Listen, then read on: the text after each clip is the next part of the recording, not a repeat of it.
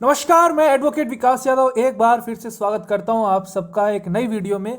और ये काफ़ी बच्चों का डाउट था कि भाई सर अब नया क्रिमिनल लॉ आ गए हैं हमारे, तो अब हमें कौन से वाले क्रिमिनल लॉ पे फोकस करना पड़ेगा। एआईबी एग्ज़ाम 2024 अगर हमें देना है, जैसे एआईबी 18 अभी हुआ था, तो एआईबी 19 मोस्ट प्रोबली 2024 में 2 बार होने की संभावना है। तो हमें कौन से बेयर एक्ट्स पढ़ने हैं? हमें आईपीसी पढ़ना है, सीआरपीसी पढ़ना है, इंडियन एविडेंस एक्ट पढ़ना है, या फिर हमें जो नए कानून आ रहे हैं अभी उसमें हमें वो वाले देखने हैं? तो हमें थोड़ा क्लैरिटी दे दीजिए किस पे हमें ज़्यादा फोकस करना पड़ेगा। देखिए, अगर हम एआईबी 18 की बात करें तो एआईबी 18 का जो सिलेबस था तो वो आपके सामने स्क्रीन पे आपको दिख रहा है। लगभग 19 सब्जेक्ट्स इन्होंने बना रखे हैं, टॉपिक्स और सब्जेक्ट हैं। बाकी बेयर एक्ट आप जाओगे तो 19 से भी ज़्यादा बेयर एक्ट्स हो जाएंगे, लेकिन मेन अगर सब्जेक्ट की बात करें तो 19 सब्जेक्ट्स के नाम इन्होंने हमें दिए थे।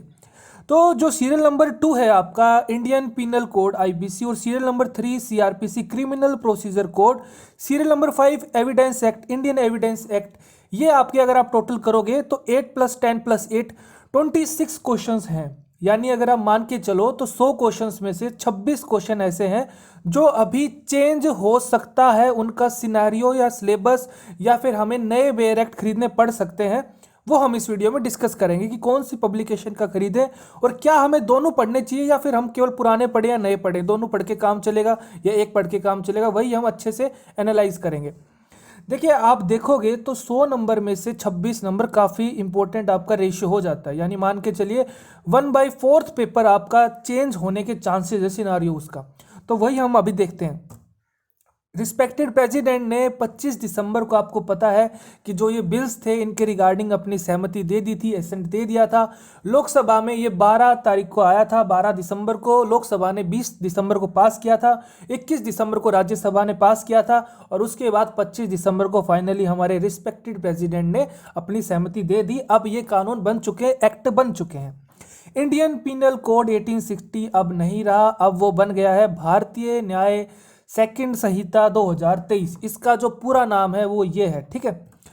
The code of criminal procedure 1973 वो भी अब नहीं रहा, भारतीय नागरिक सुरक्षा सेकंड संहिता 2023 अब से इसका नया नाम है। अमेंडमेंट के बाद अब कोई भी आप क्रिमिनल प्रोसीजर की बात करोगे तो आपको ये वाला बेयर एक्ट पढ़ना पड़ेगा, ठीक है। पुराने वाले बेयर एक्ट की बात नहीं चलेगी अब। इंडियन एविडेंस एक्ट 1872 जो हम पढ़ते थे, एविडेंस क्रिमिनल और सिविल केसेस के रिगार्डिंग, वो अब बन चुका है भारतीय साक्ष्य सेकंड अधिनियम 2023। अब हमें ये पढ़ना पड़ेगा लेटेस्ट। ये चेंजेस आए हैं। अब इन चेंजेस के बाद हमारे एग्जाम पे क्या असर पड़ेगा वो हम देख लेते हैं। तो हमें क्या करना है, जो पुराने आपके हैं, जो IPC, CrPC, Indian evidence act हैं, देखिए वो आपको पढ़ने पड़ेंगे। क्यों पढ़ने पड़ेंगे? क्योंकि अब तक एआईबी 18 हो चुके हैं, 18 एआईबी एग्जाम हो चुके हैं, 19वां अभी 2024 में होएगा।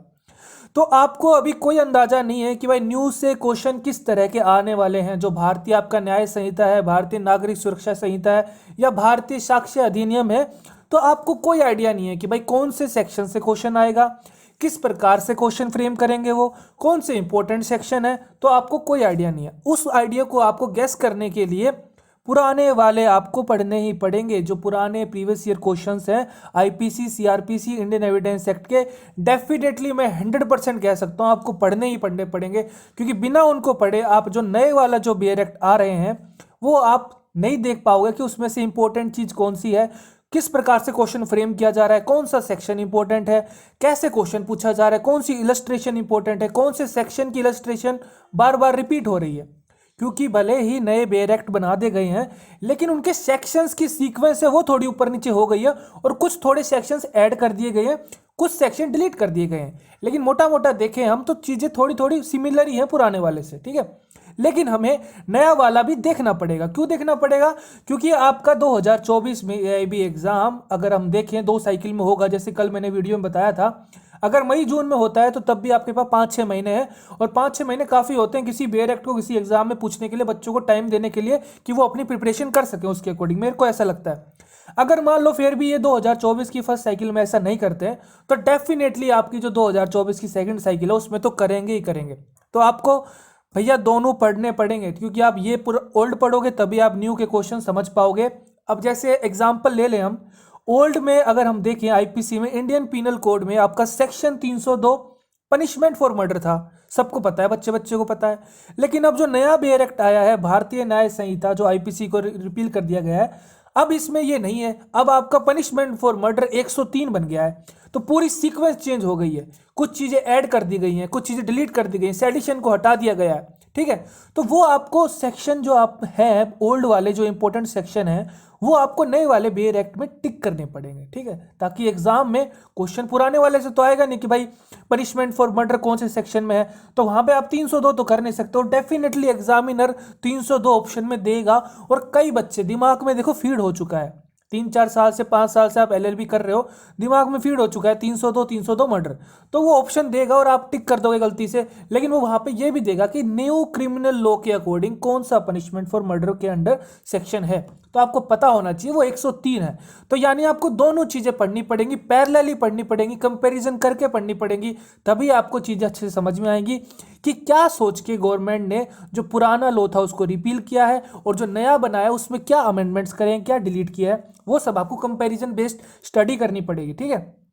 इसके लिए आपको क्या करना है, इसके लिए अभी तक जो मैंने रिसर्च करी है, जो मैंने पढ़ा है, टैक्समैन का सबसे अच्छा अभी तक आज की डेट, अगर 27 दिसंबर की बात करें, 27 दिसंबर की डेट में मैं कह सकता हूं कि अभी मार्केट में सबसे अच्छा जो बेयर एक्ट है न्यू क्रिमिनल लॉज के रिगार्डिंग, भारतीय न्याय संहिता, भारतीय नागरिक सुरक्षा संहिता, भारतीय साक्ष्य अधिनियम 2023 के लिए आपको भाई टैक्समैन का बेयर एक्ट ले लेना चाहिए।